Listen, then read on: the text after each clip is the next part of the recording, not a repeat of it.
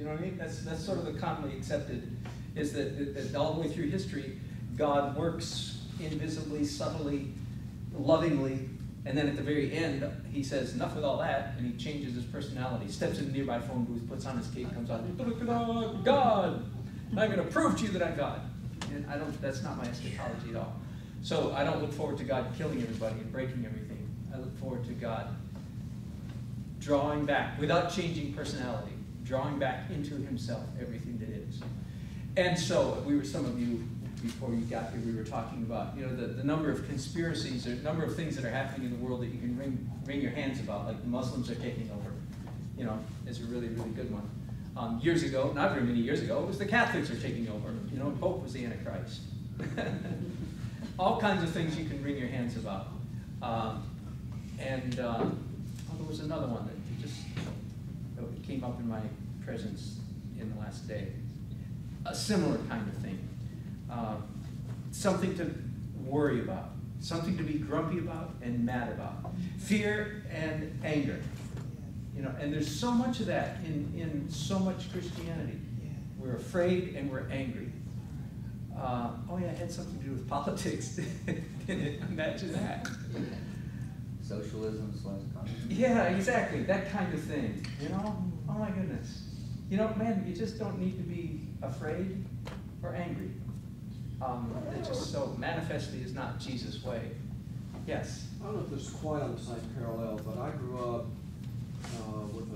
in a culture that just really disdained ecumenism. Yeah. Ecumenical movement. Yeah, right. And that was all about compromising the absolute truth that we knew with something that could be a little bit wrong. That's right.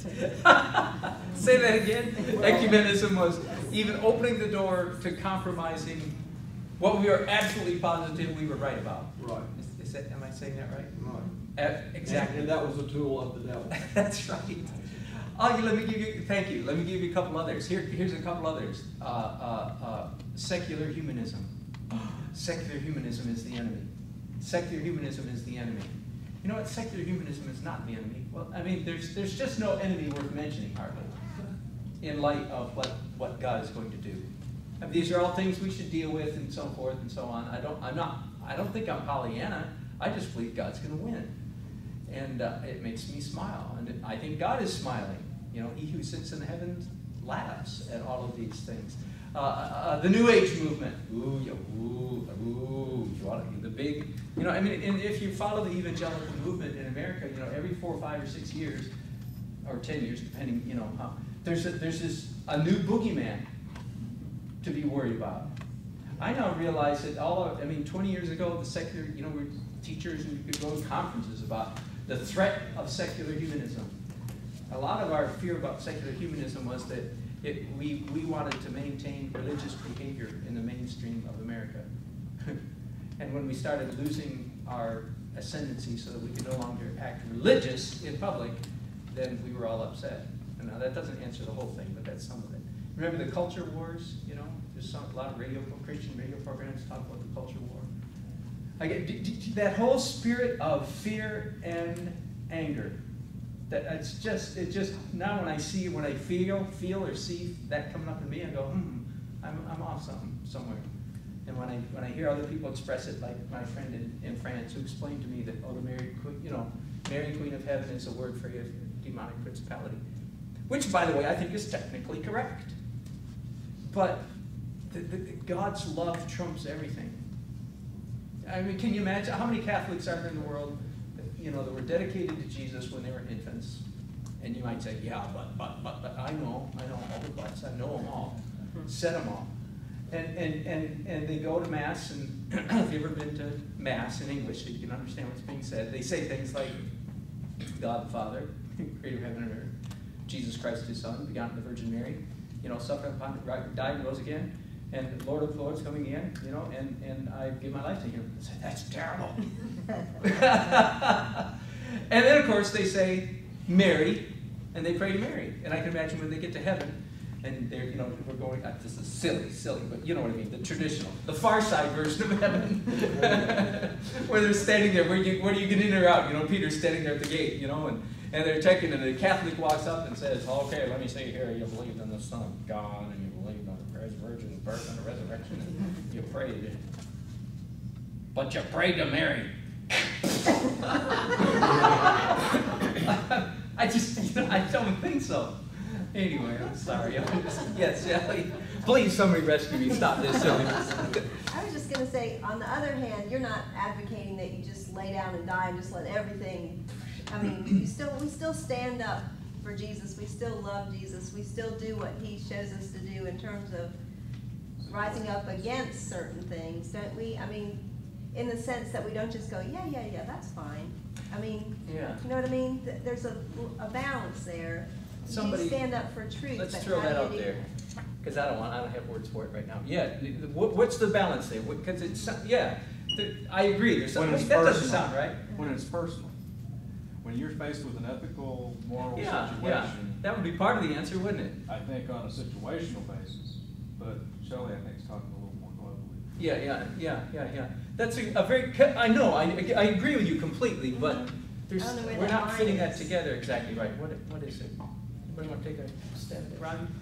Well, you've been talking about the last 30 years of my life.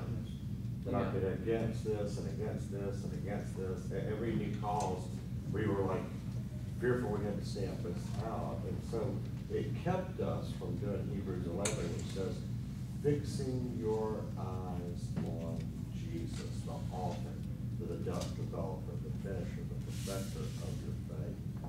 I remember when I was growing up, we had the Ku Klux Klan signs down east, and we thought, you know, we have to go tear those down. And somebody said, no, let's just put up our positive side. So when I think, instead of being against things, if we are for Jesus and we communicate the love of God, then that dissipates any other argument without having to be against anything. But I would suggest being for God and communicating the love of God, and that God loves us and it's good. And then as you do that, the other things just kind of, when I talk to people, it just kind of, and if they say something that's like off the wall, I just say, yeah, the kingdom of God is just growing, and it's just getting better and better, and the kingdom is coming on like a glacier, and it's just, and I just sidestep their argument about whatever, anything. They start, and God just loves it, and then they just start agreeing with it, because people want to hear that God loves them, and that's such a bigger message than being afraid and angry. Yeah. It was like this week I was out in Zebulon with our grandkids, and I took them to school one morning, and I was coming back, and there was this, it's country out there, big time, and I was behind this truck at a stop sign, and Obama's administration, all negative, and this is all negative, and big business, and and they're teaching our kids how to spread AIDS in school, and and down in the corner, in the back of the cap on the truck was a cross, Jesus Christ is the only way. And then for a few minutes I thought, you know, I'm not even sure I want to be a Christian. Really? Can you imagine what that's like to somebody that isn't? Yes. They read all that, and then down on the bottom is this cross that says Jesus Christ is the only way. And it's like, okay, fine, keep it. And, I mean, that's exactly how I would have felt if I hadn't been a believer. Yes. It was horrible. Yeah. You know, I thought, oh. You know, I blessed the man, I really did, because it was like, you know how sad that that's what he spread. And like you said, there's nothing, who would ever want to be that? Or have anything to do with that, if that's everybody's attitude.